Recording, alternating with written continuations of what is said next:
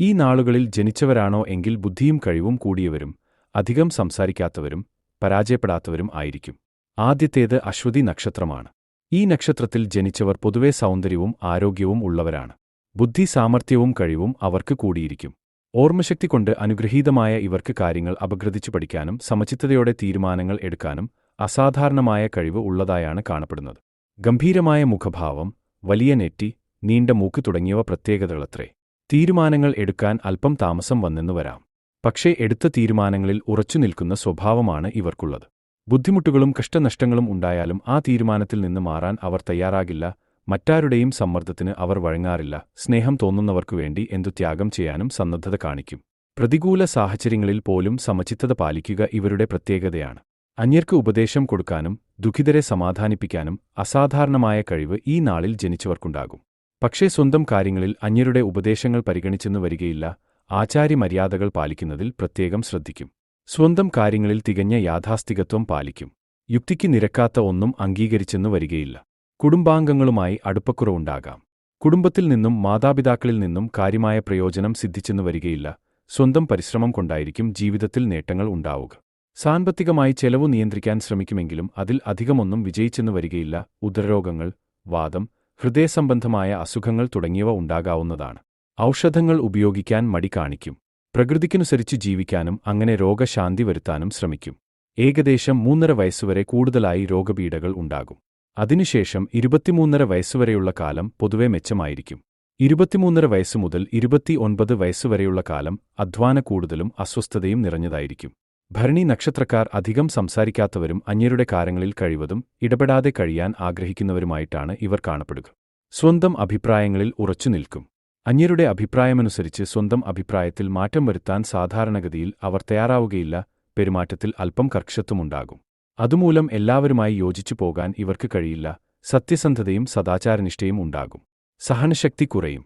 പെട്ടെന്ന് ക്ഷോഭിക്കും. ക്ഷോഭം അധികസമയം നീണ്ടു നിൽക്കുകയില്ല. എല്ലാവരുടെയും തെറ്റുകളും ക്ഷമിക്കാനുള്ള മഹാമനസ്കത കാണിക്കും. അഭിമാനത്തെ ബാധിക്കുന്ന കാര്യങ്ങളിൽ ഒരു വിട്ടുവീഴ്ചയ്ക്കും തയ്യാറാവുകയില്ല. അഭിമാനത്തിന് ഭംഗം വരുന്ന സാഹചര്യമുണ്ടായാൽ നാട് വീടുക, ആത്മഹത്യ ചെയ്യുക തുടങ്ങിയവയെപ്പറ്റി ചിന്തിക്കും. അന്യരുടെ ചിന്താഗതികൾ വളരെ വേഗം മനസ്സിലാക്കുകയും അതിനനുസരിച്ച് തന്ത്രങ്ങൾക്ക് രൂപം നൽകുകയും ചെയ്യും. ധാരാളം എതിരാളികളുണ്ടാവും.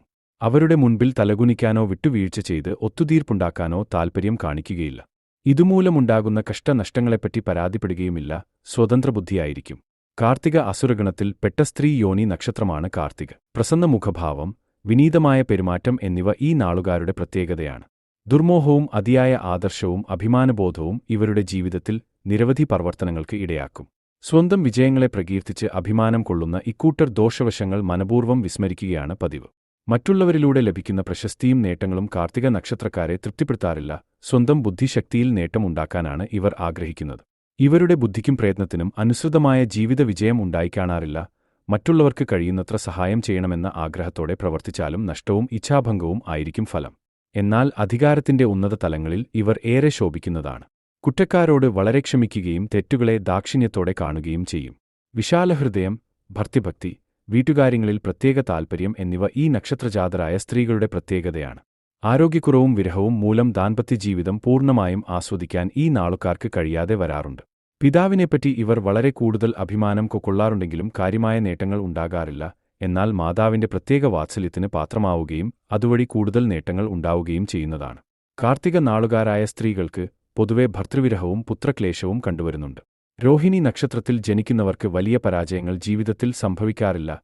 അവരിൽ മിക്കവരും ചെറിയ പ്രവർത്തനങ്ങളിൽ തുടങ്ങി പടിപടിയായി ഉയർന്ന് വലിയ പദവികളിൽ എത്തിച്ചേരുന്നതായി ആണ് കാണപ്പെടുന്നത്. സൗന്ദര്യവും ആരോഗ്യവും ആകർഷകവുമായ മുഖഭാവവും പെരുമാറ്റരീതിയും ഉണ്ടാകും. ചെറിയ കാര്യങ്ങൾ കൊണ്ട് ക്ഷോഭിക്കുകയും ആകുലപ്പെടുകയും ചെയ്യും.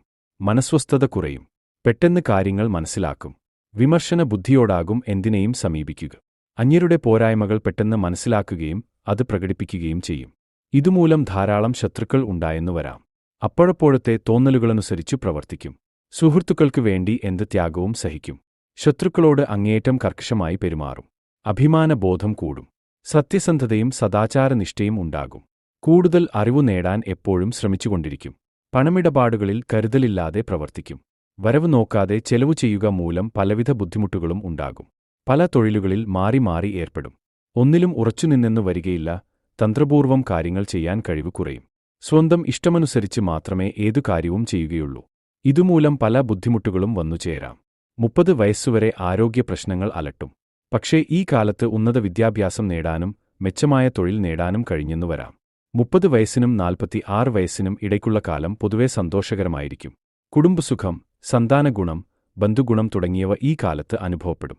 ഇഷ്ടത്തിനൊത്ത ഒരു ജീവിത പങ്കാളിയെ നേടാനും സന്തുഷ്ടകരമായ കുടുംബജീവിതം നയിക്കാനും ഇടയാകും. 46 വയസ്സു മുതൽ 65 വയസ്സുവരെയുള്ള കാലം ആരോഗ്യപരമായി അത്ര മെച്ചപ്പെട്ട കാലമല്ലെങ്കിലും സാമ്പത്തികമായി വലിയ ഉയർച്ച നേടാൻ ഈ കാലത്ത് കഴിയും. 65 വയസ്സിന് ശേഷമുള്ള കാലം വലിയ ഉയർച്ചയോ താഴ്ചയോ ഇല്ലാത്തതായിരിക്കാം.